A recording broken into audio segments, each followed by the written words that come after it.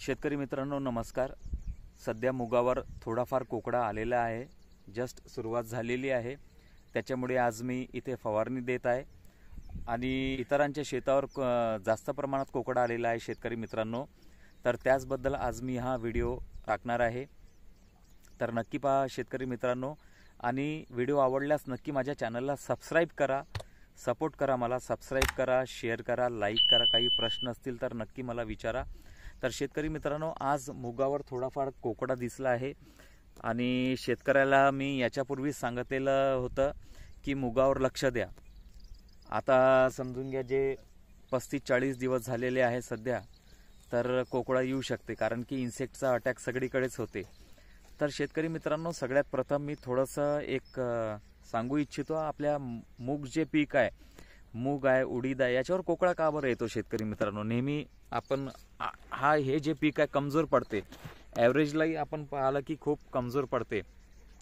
तर शेतकरी मित्रांनो आपण आता एक विचार करू की आपला हरभरा निघालेला आहे आणि आपला गहू सुद्धा निघालेला आहे, त्याच्यानंतर जी तूर होती तूर सुद्धा निघालेली आहे। म्हणजे बोलण्याचा अर्थ आहे माझा की सगळं पीक निघालेले आहे, सगळे पीक निघालेले आहे आणि एकटा मूग हा शेतात उभा आहे।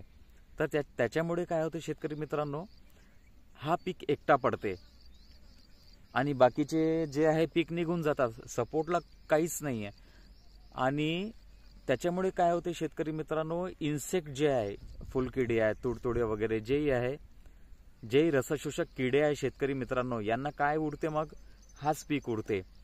काही शेतकरी तर मित्रांनो धुरा जो असतो, धुरा सुद्धा हा जाळून टाकतात। तर शेतकरी मित्रांनो असं नका करू।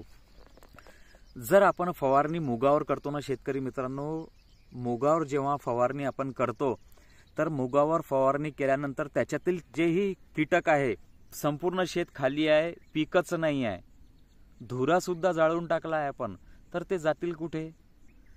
तर ते काय वाट पाहतील शेतकरी मित्रांनो, असर कमी झाला तर वापस डबल येतील, मग डबल त्यांची ताकद वाढेल। तर असं नका करू शेतकरी मित्रांनो। मूग हा एकटा पीक असेल, ज्वारीबद्दल सुद्धा असंच आहे। ज्वारी जर एकटी उभी असेल तर अळ्या हमखास होतील आणि प्रत्येक पोंग्यात होईल अळी। त्याचाही व्हिडिओ मी टाकणार आहे अजून एक। तर शेतकरी मित्रांनो कमीत कमी धुरा हा हिरवा ठेवा, धुरा नका जाळू, कारण की बाकी गहू वगैरे याचा कुटार तर जाळून टाकतो आपण।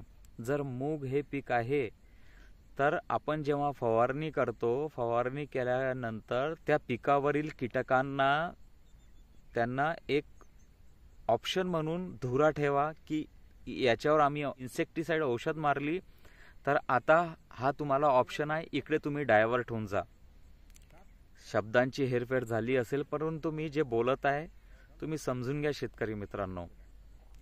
आणि इथे सध्या या मुगावर मी याच्यापूर्वी जो दिला होता फवारा, तो एक नीम अर्काचा दिला होता, 10,000 ppm चा दिला होता। तर त्याच्यामुळे कोकडा जास्त आला नाही, रसशोषक कीटकांचा अटॅक जास्त आला नाही शेतकरी मित्रांनो। तर याच्यावर काय फवारणी घेतली आपण पाहून घेऊ। तर शेतकरी मित्रांनो फवारणीकरिता मी घेतलेले आहे सुमिटोमो कंपनीचा डिझायर इमिडाक्लोप्राइड 70% आहे, WG फॉर्ममध्ये। शेतकरी मित्रांनो तुम्ही पोलीस सुद्धा घेऊ शकता 40-40, तर हे मला स्वस्त पडलं आहे पोलिसापेक्षा। आणि त्याच्यानंतर शेतकरी मित्रांनो मी धानुका कंपनीची थायमेथोक्झाम 25% घेतला आहे, अरेवा नावाने येते, आणि एका पंपात 1 पुडी टाकली आहे शेतकरी मित्रांनो। तुम्ही डिझायरचं प्रमाण 15 लिटरला 8 ते 10 ग्रॅम घेऊ शकता आणि 20 लिटरला 10 ते 12 ग्रॅम घेऊ शकता, जे ज्याप्रमाणे कोकडा असेल। मी हे सिंपल देत आहे शेतकरी मित्रांनो, कारण की यापूर्वी नीम अर्क दिलं होतं मी, तर त्याच्यामुळे कोकडा वगैरे आला नाही।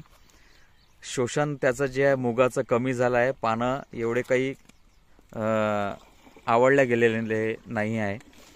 तर तुम्ही पोलीस घेऊ शकता मित्रांनो, कोकडा जर जास्त असेल तर पोलीस घेऊ शकता।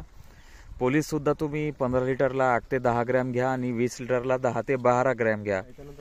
त्याच्यानंतर शेतकरी मित्रांनो मी वेलसेट स्टिकर घेतलाय, स्टिकर वेल्डन क्रॉप सायन्स घेतला आहे शेतकरी मित्रांनो। वेलसेट सिलिकॉन बेस स्टिकर आहे, स्प्रेडर आहे, ॲक्टिवेटर आहे, हे घेऊ शकता. शेवटी 5 ml टाका शेतकरी मित्रांनो, जास्त टाकू नका. अशा प्रकारे मी फवारणी केली आहे शेतकरी मित्रांनो. व्हिडिओ आवडल्यास नक्की माझ्या चॅनलला सबस्क्राईब करा, लाईक करा, शेअर करा. काही प्रश्न असतील तर नक्की विचारा. शेतकरी मित्रांनो, तुमचं पीक कोणतंही असेल, रात्री एक प्रयोग करा. मी संत्र्याच्या व्हिडिओमध्ये सुद्धा सांगितलं आणि ज्वारी पिकाचा व्हिडिओ बनवला तेव्हाही सांगितलं. मुगावर फवारणी आहे तरी सांगत आहे शेतकरी मित्रांनो. रात्री शेतकरी मित्रांनो शेणाच्या जे गोवरी आहे त्यांचा धूर नक्की करा शेतकरी मित्रांनो. आणि त्याच्यामुळे इन्सेक्ट यांचा जो प्रादुर्भाव आहे एकदम 100% कमी होतो. 2 तासही आपली गोवरी जळाली, त्याचा धूर झाला, धूर मस्त होतो गोवरीचा, आणि 2 तासही ती जळाली तर खूप मदत होते पिकांना आपल्या. तर शेतकरी मित्रांनो, आवडल्यास नक्की शेअर करा, लाईक करा. आणि तोपर्यंत जय जवान जय किसान.